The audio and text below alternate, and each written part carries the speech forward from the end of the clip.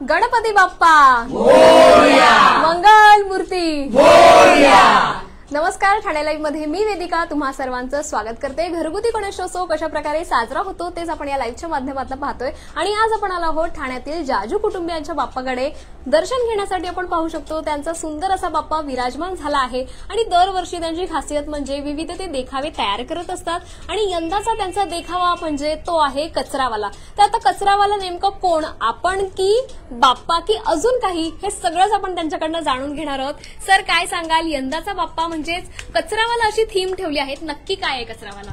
नमस्कार, माझं नाव विनोद कुमार रामेश्वरलाल जाजू। मी सावरकरनगर ठाणे येथे गेल्या 27 वर्षापासून माझ्या घरामध्ये गणपती बाप्पांचं उत्सव साजरा करत असतो आणि दरवर्षी मी वेगवेगळे थीम घेतो जेणेकरून समाजामध्ये वेगवेगळे मेसेज गेले पाहिजे, हा माझा उद्देश असतो। आणि ह्या वर्षी माझा मुलगा लहान असल्यामुळे तो इतरत्र घरामध्ये कचरा करत असतो, तर त्याची आई आणि त्याची बहीण दोघी जण त्याला कचरा व्यवस्थित ठिकाणी गेला पाहिजे हे त्याला शिक्षण देत असतात आणि ही थीम घेऊन आम्ही ह्या वर्षी कचऱ्याविषयी आणि स्वच्छतेविषयी आम्ही ती संकल्पना घेऊन आमच्या घरामध्ये गणपती बाप्पाकडे आम्ही तो देखावा सादर करायचा प्रयत्न केलाय।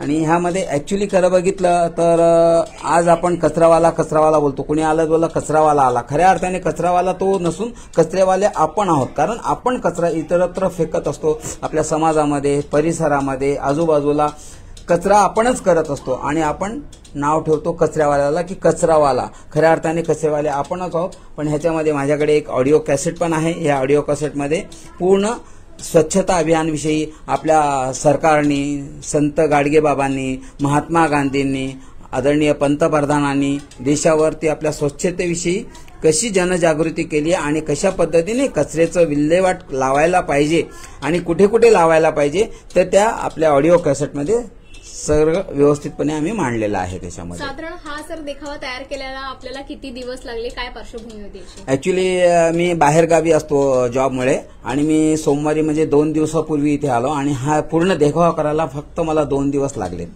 आणि ह्या 2 दिवसामध्ये हा देखावा सादर करण्यासाठी, पण ह्या देखावा पाठीमागे खरी पार्श्वभूमी माझ्या मुलीची आणि माझ्या मिसेसची आहे आणि माझ्या मित्र परिवाराची, जसे आमचे शिदे भाऊ आहेत आणि त्यांनी आम्हाला स्क्रिप्ट जे काही आम्हाला मेसेज द्यायचा असतो आम्ही एकमेकांचे विचार घेऊन आणि एकमेकांच्या संगनमताने आम्ही एक स्क्रिप्ट तयार करतो आणि त्या स्क्रिप्टमध्ये काय सांगायचं आपल्याला समाजामध्ये ते आम्ही त्या आमच्या ऑडिओ कॅसेटमध्ये आम्ही मांडत असतो। नक्कीच आपण पाहू शकतो सामाजिक संदेश देणारा सुंदर असा या ठिकाणी देखावा या ठिकाणी तयार केलेला आहे, साकारलेला आहे। मी मॅडमकडे येईल। मॅडम काय सांगाल, बाप्पा विराजमान झाला आहे, उत्साहाचं वातावरण आहे, आपल्याकडे बाप्पासाठी कसा नैवेद्य असो, काय पार्श्वभूमी असते? ऍक्च्युली आमच्या घरामध्ये 10 दिवसाचा गणपती आहे आणि गणपती बाप्पा आले की सगळ्यांना अशी चहलपहल असते, खूप आनंदाचं वातावरण असतं आणि त्याच्यामुळे कसे येणाऱ्या जणांची रहदारी आणि एकदम म्हणजे मजा पण येते आणि दरवर्षी आमच्याकडे वेगवेगळ्या पदार्थ होतो आणि ह्या वर्षी आम्ही चना चाट म्हणून असं व्हेजिटेबल हे ठेवले आम्ही की जेणेकरून शरीराला हानिकारक पण नाहीये आणि सगळ्यांना ते आवडतं पण आहे आणि पौष्टिक पण आहे। तर ह्या दृष्टिकोनाने की आपण सगळ्याच गोष्टी विचार करून चना चाट ठेवलेला आहे आम्ही। तर ह्यामुळे आम्हाला खूप आनंद होतो आणि सगळ्यांचं खूप म्हणजे असं उत्साहाने स्वागत करतो आम्ही। नक्कीच आपण पाहू शकतो सुंदर असा देखावा आहे। जाजू कुटुंबियांकडे दर्शनासाठी काही या ठिकाणी रिलेटिव्ह पण आलेले आहेत। सर काय सांगाल, बाप्पा विराजमान झालाय, कशा भावना आहेत, त्यांनी सुंदर असा देखावा पण साकारलाय, काय भावना आहेत? नमस्कार, माझं नाव प्रफुल्ल सिधे, मी विनोद कुमार जाजू यांचा मित्र आहे कंपनीतला आणि मी दरवर्षी त्यांच्याकडे गणपती दर्शनाला येतोच। दरवर्षी ते वेगवेगळी थीम आहे आणि संबंध कुटुंब एकत्र येऊन खूप छान दरवर्षी मेहनत घेऊन हे सगळं करतात आणि आम्ही नेहमी हा आनंद घेतो। नक्कीच आपण पाहू शकतो जाजू कुटुंबियांनी सुंदर असा देखावा साकारला आहे, तो म्हणजे स्वच्छतेचं आपण पाहिलं तर खूप बारीक असं काम केलेलं आहे, जसं की संत गाडगे बाबा यांचे विचार आहेत आणि त्यासोबतच कचऱ्याची विल्हेवाट कशी लावावी, त्यानुसार प्लॅस्टिकचा कचरा कुठे टाकावा, ग्लासचा कचरा कुठे टाकावा, यासाठी देखील सुंदर असे चित्र आणि कटिंग्स यांनी कट करून सुंदर असा या ठिकाणी देखावा साकारलेला आहे। मी पुन्हा सरांकडे येईल। सर काय सांगाल, यंदा तर तुम्ही स्वच्छता या विषयावर देखावा साकारलात, पुढल्या वर्षी कसा देखावा असणार आहे, का तुमचा मुलगा जी कृती करणार त्यावरच आधारित असणार?